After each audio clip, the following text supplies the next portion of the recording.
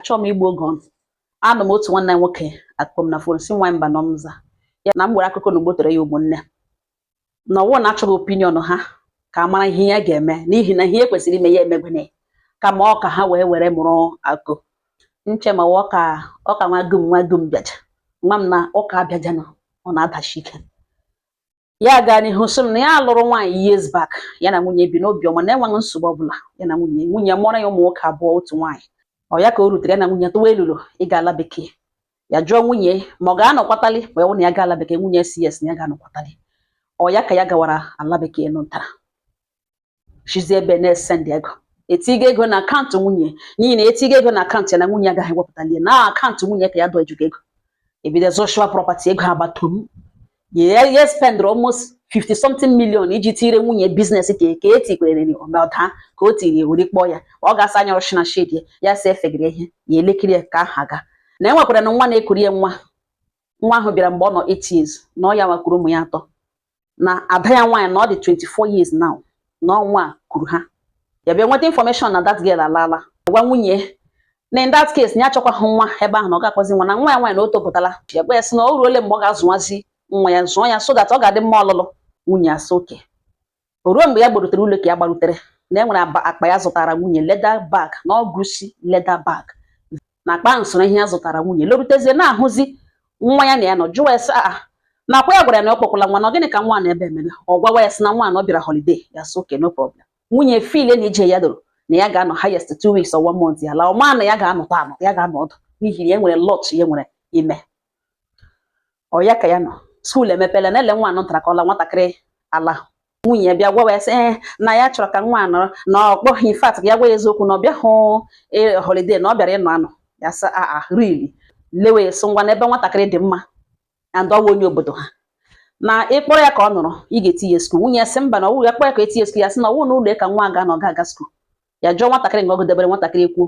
ga-eti acha ha nwatakịrị ahụ na skuul ya ebido gụrụ na-aga lee WAEC lee JAMB baiga poli ha na nwa ha nọrọkwa na ya na-agụkwa na ọ ya nwa zụga na ije ahụ dasị m ije ahụ ya lọtara ka nwunye bịara na-agwa na elekwe this young man na ọ na-ebiko nyere ya aka send ya ala bekee na ya send ya ala bekee ya jụọ ya sị ojikwe na ego ole ya sị onwe ha ego ji dịbọ ya ejighị ego ndị nwe ka ha ji ya sị na ebido nwunye ebido nwerịọwe ya elegide ọ nwunye ya hụrụ n'anya nwaanyị anabaghị ihe bifo ya sị mba ya sị what is there na ego ọnụ ya emechiere nwa na kpọọ ejenti emechiere nwa na ntara akwụkwọ send ya nwa ahụ ebe ya shirilo kọntrị ya shirilo gatụwa bikọs ihe ya bịara na emechabe ka ha agawala bekee ha nọrọkwa na-eme n'ije ahụ ya lokwara ya zụkwara nwunye Toyota Camry and RAV4 SUV kpọtara ya driver ya na-enye akwụ 100,000 naira every month gwa nwunye sọ ọ ga-awakwa driving school lekwe driver na use until aka eshie ya ike na ihe a niile enweghị ya hachichara o take their time and ya nọrọ ọdụ n'ụlọ ahụ before megide laghachikwa ebe ya nọ ọ ya ka ya nọzi ebe ahụ ebe a mgbe niile asị nwa ya nwaanyị na o ji ha ahụ ọrịra nwatakịrị na-arịa ya sị ya bụ otu ọrịa ka gịnị ma ọwa ọrịa gịnị nweghị ka ya lọtazie ka nwa ya lọtara kpụrụ nwa anọ ntara gị ụlọ ọgwụ jụwa dọkịta sọ gịnị nwe ihe nwa na-arịa na nwa eriela ego awela ego na hospital n'isi nwa gwa dọkịta na ọ bụrụ na ọ gwa ihe nwa ya na-arịa na ya ga-esu ya mgbe ka dị dọkịta jiri opuruzie ọpụ gwawa ya dasị na nwa na ọwụ sickle cell patient ya sị sickle gịnị na ya na nwunye ya gara hospital gaa nyocha onwe ha before ha lụọ na ya wụ AA nwunye na ọwụ AS na-enwe ihe ga-eme n'elu ụwa ka ya na nwunye ya mụọ sickle cell na ọ dị possible dọkịta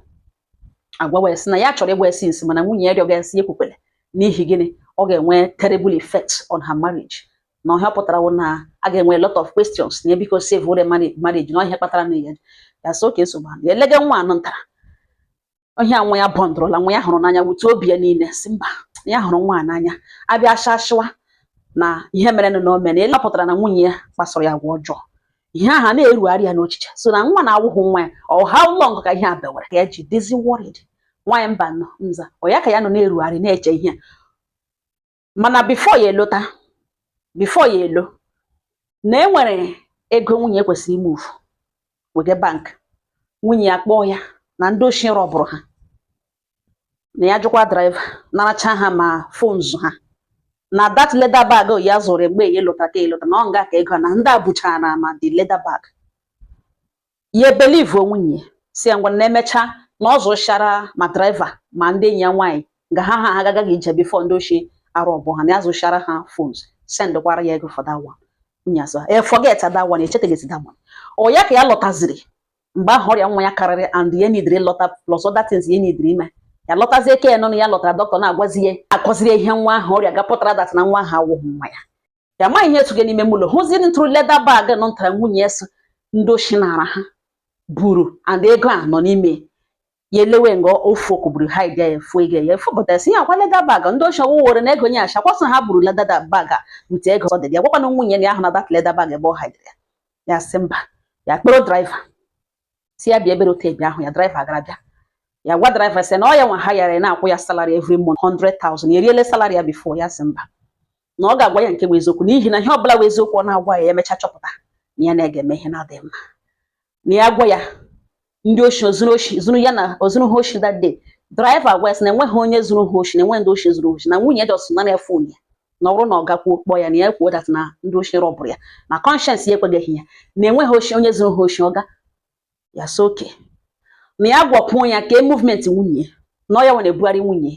na ọ wee bee ka ya nweghị information ebe ọ na-ebu nwunye ya ga na ekwuwe nke eziokwu na ọ nsogbu the driver open up wezie otu Ken ntara nwunye ya rịọrọ si send ala bekee na-eshi ya na nwunye ya na-eshi akwụrụ ya na nwunye kwaga ha na hotel na another state ha ga lodge ebe ahụ nọrọ ebe ahụ taa nwa ha ya na ote the other man ọ na-eshi na ya na-ebu nwunye na ha pụta ha edenwe sọngwa ya kwọrọ ya ugwuru m dị iche kpụrụ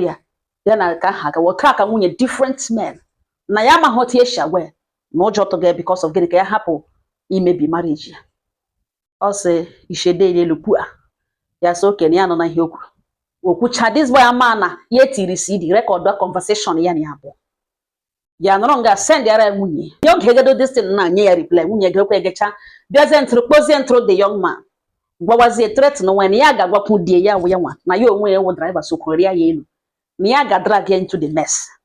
threat na nwa the young man ka ahụ ewerekwe the call record ya na ya bụ send gware gadacha fact ya simba ka ya matakwu more about this ya kpọọ nwa nga ya si ya bịa ebere otu abịa ahụ ya the girl awụchasha ya jụọ esi na kwa ma na onye nwa na onye kpọtara ya wụ madam ya enweghị intention itinye school yes na etiri school na enwere ihe o nidiri ya na-enye ya ego sendere ego upkeep yes na otu ọnụ na ọ ga-ahụ ihe ọjọọ chọrọ ime ya emeshọn ya sị mba na ọwụ gịnị ka nwunye na-eme o belivru na ihe a ga-etige na danger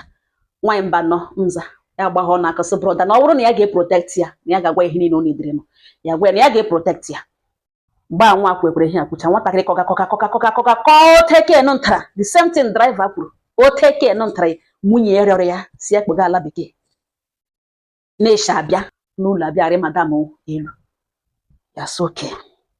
ya jụọ the girls na ebe ọbụla ya kpere ifo ihe n'ugbo na ọ gaza ya si ebe ọbụla o kpere as long as ọ ga-eprotect na ebe ọbụla ya kpere na ya gaba ọ sụkwa ịṅụ iyi na ya mana ụdịrị okwu a na-erute obodo ọ nwere ike ekwugide ya erute n'ịṅụ iyi na ya gakwa aṅụ na ihe ahụrụ ka ya kwuru ya kpọọ oge nwa ya nne nwunye si ya jụọ nwa ya nwaanyị mezuru ya oshi ka ebido from there oge nwa ya bewe si ya biko na ya weta obi na ya ga-abịa ịhụ ya ka ya enwe ya na-enwe ike kpa nkata ogo na ogo na ya biko denwe ike nọtọ ha oge nwaanyị nụtara gbeghachi na nonsense a na ọ karịala na in fact na ya lọtawa ka ekwuo ya na village ka ekwuo ya n'ihu na ya lụwa mgbede ote na esile meeting ya so oke nsogbu anọ na ya ga-alọta ya lụwa kpọrọ nwa nga ya nụtara gwa the girl pull ogodo that girl ti gbara moto si ngwa dewe the girl somewhere ya wụchachia na village filie na ọwa ihe a na-ekwu between family kie na family nwunye ya ma na these people dọrọ two villages doiga ha na this matter mmadụ agbawụọ ebido ekpewe this thing ya gụchara ha point gwasha ihe ya dị aware of ihe mege nọ n'otu oshi emege na otu esi nweta the whole information ekwuwe nwunye so washi no meheme mgbe ka eji kpọpụta nwa anọ ntara ya na ya nọ si ihe ọ nwa n'ugbo na nwunye kpọtara ngwa nne kwuo ihe a ịgwara nwatakịrị ekwukwe nga stili nwunye na-agụ na ya ga-aṅụ iyi ndị obodo asị oke ngwa na ọ ga-aṅụ iyi ya wụ ịṅụ iyi awụrụzie between nwunye na nwa anọ ntara ha kpọ and ọ gbara ha na-aga ịṅụ iyi agwọ ha gbara eji mkpọtụ mgbe egbu na Ebonyi steeti na ọwụ ha agwọ ọwụhụ anaghị ahụ ya anyhow na aga ịṅụ iyi ahụ na a na-agba ọtọ complete pant anaghị eyi n'ukwu onwe afe anaghị eyi nke a ka a ga-agbara ọtọ ga ṅụọ ya wụ iyi bute orole that day yicha ha mgbe ha abụọ agbara ọtọ n'ihu ndị kpe ha agaje n'ige ebe agaje ịṅụ iyi mee omenala taa ọjị mee ihe niile ọfọzie ka ha abụọ gawazie n'ihu agbara ga ṅụrụ iyi very close to ịga n'ihu agbara nụ ntara nwunye alakara gbalaga chiri efe wafuo ha so nwere eziokwu ekpele onwe ya so onye achọla ya oso hapụ ya taa ka nwunye si gbalaga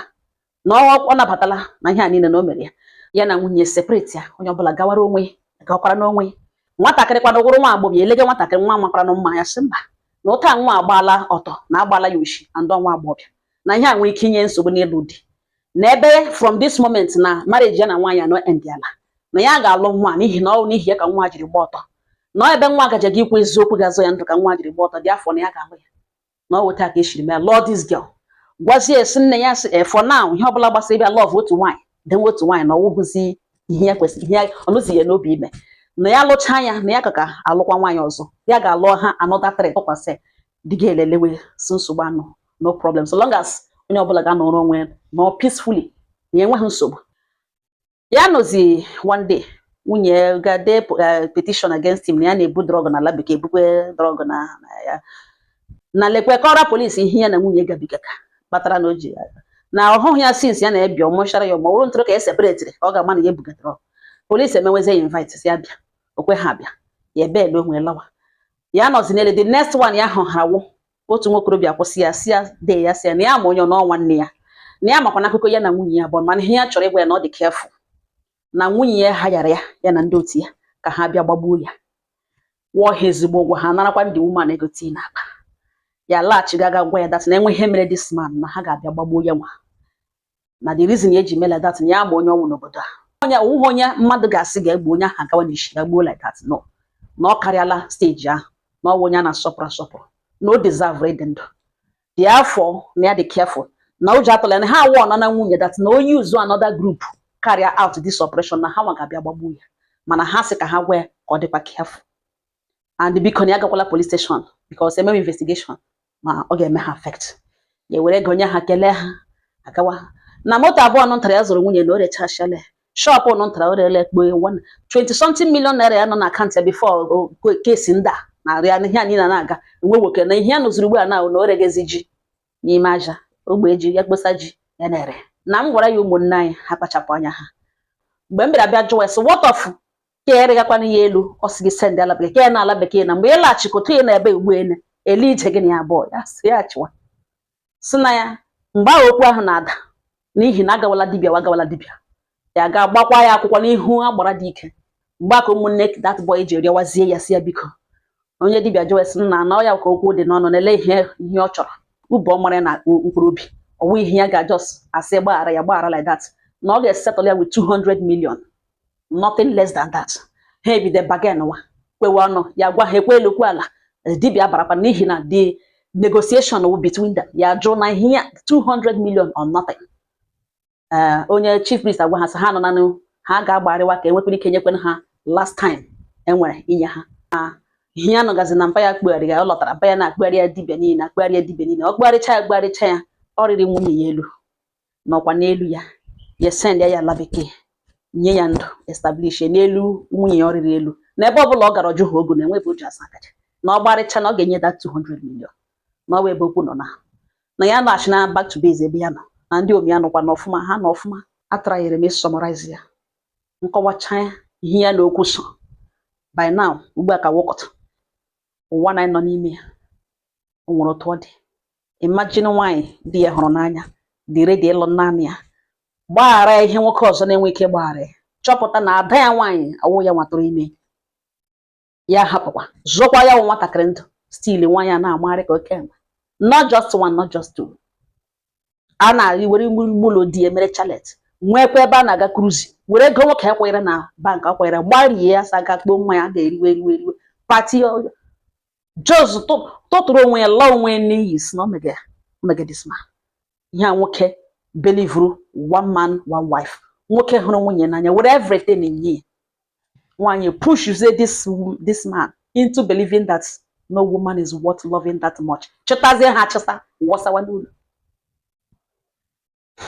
ole nke ị na-eme ugbu a gba ọkwa na break ihe ahụ ị na-eme ịmara ime ọnwụ na kwesị ekwesị kwụsị ya ọngọ ha m n'ọnụ udo dịrị ọnụ.